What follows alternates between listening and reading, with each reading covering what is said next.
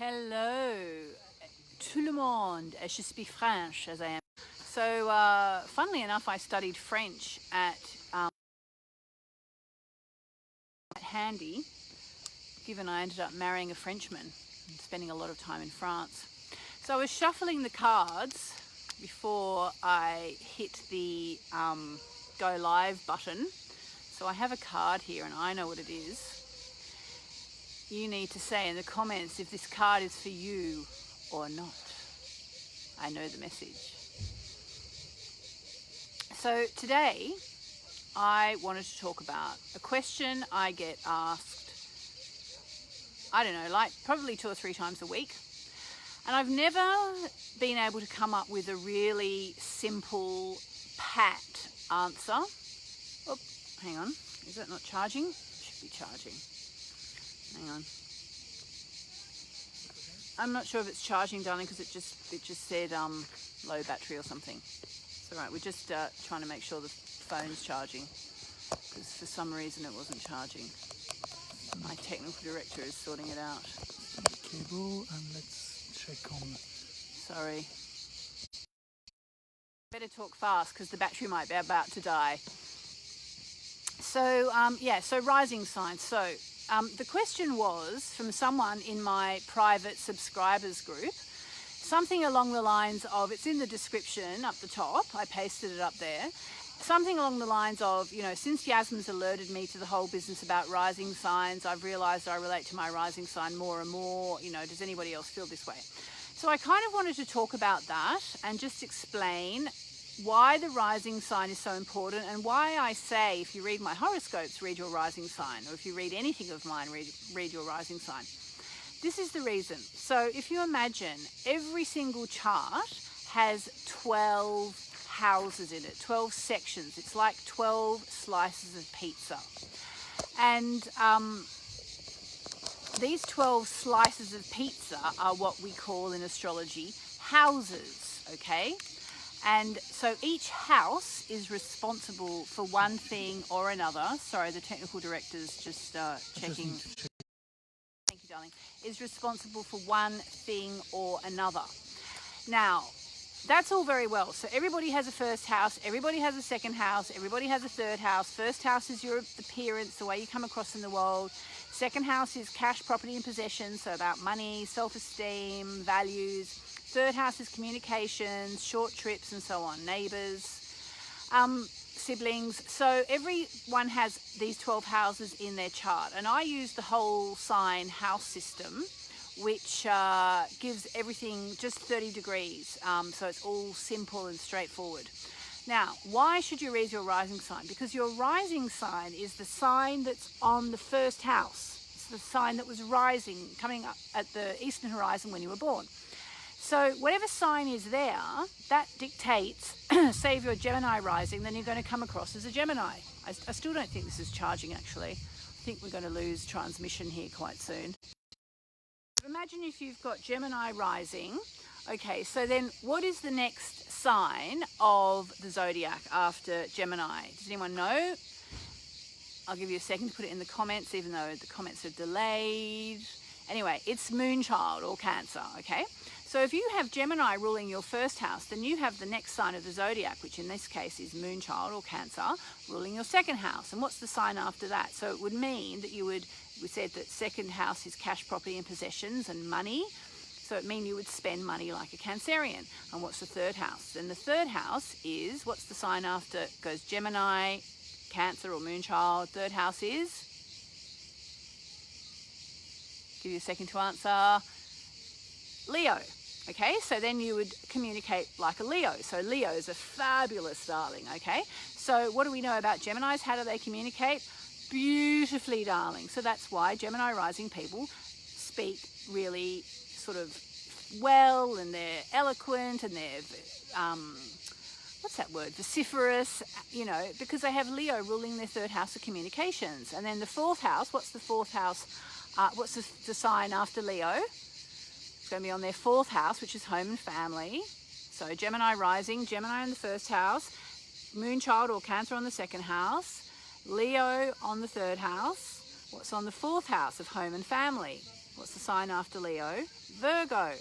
Okay, so their home life will be very Virgoan. So even though Geminis are quite flirty and changeable and so on, normally they'd be quite Virgoan at home. So they're probably going to be quite a good family member. They'll have probably a relatively tidy house, and if it's not tidy, they'll really, really wish that it was, and so on. So that's why the rising sign is so important, because it dictates how the rest of the chart plays out. So just to use another random example, let's say you're Capricorn rising, okay? So then you're Capricorn rising, so you come across as an authority, you know, someone who can teach, someone who's maybe going to be someone in power, people take seriously. That's Capricorn on the first house. That's how you come across. And Capricorn's a sign of authority.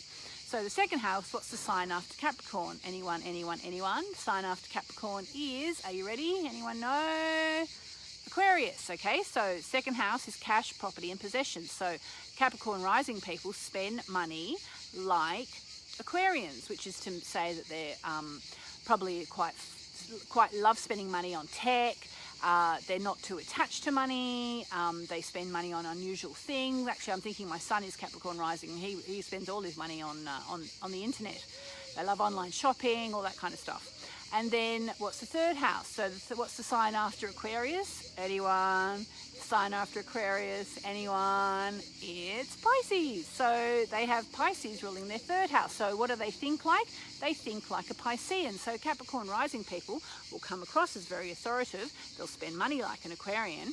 But when it comes to thinking and speaking, actually they can be quite Piscean. So they can have a really big mind, a visionary mind. They can inspire people with their words and so on. So that is why the rising sign is so important. Okay, I just wanted to explain that. I'll do the card in 1 second. Now, just before, while I am talking about rising signs, because I had that question today on my private subscribers group, which if you get one of my newsletters, you're very welcome to join. There's usually a link in there once a week to remind you. If you are Virgo rising, raise your hand if you're Virgo rising. If you're Virgo rising, okay, then you come across as a Virgo. Doesn't matter what sign you are, you come across as a Virgo. You have the next sign of the zodiac, which is Libra, on your second house. So you spend money like a Libran, so in quite a, you know, balanced way. You know, and you probably like spending money on beautiful things. And then the next sign is Scorpio, so you think like a Scorpio. So that's why Virgos are famous for being quite kinky behind closed doors, because Virgo rules their third house on the natural chart. And if you're Virgo rising, so you think like a Scorpio, and so on. Now, if you are Virgo rising, it is your month, because I just wanted to mention this. Since I'm talking about rising signs, I did send out a message, a newsletter about this. If you're Virgo rising, this is your month for my Written in the Stars workshop that I do once a month. We didn't do one last month because we had the new moon in Cancer or Moonchild, but we did the eclipse workshop because we actually got 2 new moons in the sign of Moonchild or Cancer this month. And that means that we're now going to do the Written in the Stars event for Virgo rising people at the next new moon. Okay, just the day after actually. So if you are Virgo rising, not Virgo, not any other sign, if you are Virgo rising, there's a link above you can go to. It's moonmessages.com/written. And we will go through your whole chart. We'll talk about all the energies that are in there, help you understand how to tell where the energies are in the future. And we'll be making new moon wishes, because if you are Virgo rising, this is your #1 coming up new moon wishing opportunity. It's really, really important when it's because it's in your 11th house, which is the house of the thing wished for. So we'll look at your chart, we'll break it down so you understand your whole chart, every house. We'll look at all the energies in there in the coming 12 months so you can understand the big picture of what's coming up for you.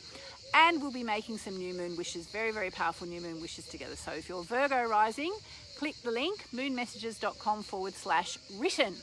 And if you happen to know a friend who is Virgo rising, let them know. I should do a Virgo rising hashtag, shouldn't I? All right, so that is about rising signs today. So I just wanted to answer that question. I hope that explains it. Let me know in the comments if that's confused you or helped you understand. So Have you claimed the card? I have the card here. I know what the card is because it jumped out before I hit broadcast on today's live. Who wants this card? Who claims this card? I'm going to count from 10. Just time to put it in the comments if this card is for me. 9, 8, 7, 6, 5, 4, 3, 2, 1. Here is the card. Woohoo! It's a really good card. It's look at the bigger picture. It's the Sagittarius card, and Sagittarius is always, always, always a nice card to get. So let me just read it here. All right, here we go. So, are you ready? Do you like my glasses setup? Are you thinking too much about the details of whatever your biggest problem is? It does look a bit ridiculous, doesn't it? Sorry about that, guys. Well, Casey Neistat rocks the liquid paper on his Ray-Bans. Maybe I can start this new trend. Are you fretting over the minute details? It can be very counterproductive. Or perhaps you're being all talk and no action. Okay? This card is a reminder that while it's good to think things through, sometimes you need to step back and look at the bigger picture. Okay? What do you then see about your current situation? What's the most positive thought you can have about it? Okay? Now is the time to count your blessings, even if you don't have exactly what you want yet. Okay, so this card is also a reminder we often have to take a few risks and go with uncertainty on this journey called life. Okay? Try and keep an open mind about what's for the best. The universe could surprise you. Take time out for a mini break or an adventure. Well, we're having a bit of an adventure here.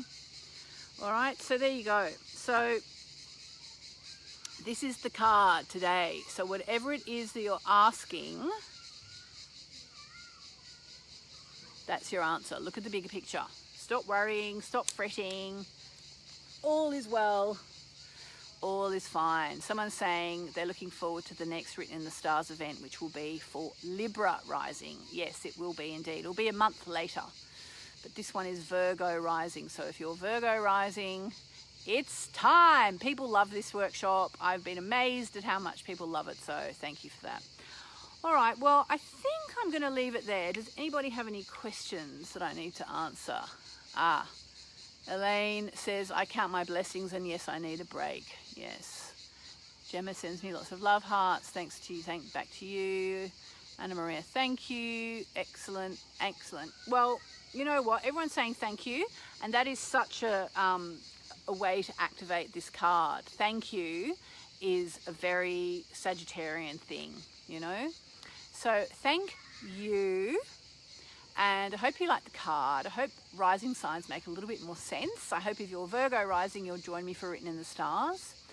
And I'll be back tomorrow with more information about whatever comes up. Oh, just one last thing. I know people always leave when I say I'm going, but I have one last thing. Maybe it's just some people are meant to listen to that last thing. The moon is in Aries today, and it's in the late degrees of Aries, and it's going to be clashing with Saturn, Jupiter, and Pluto.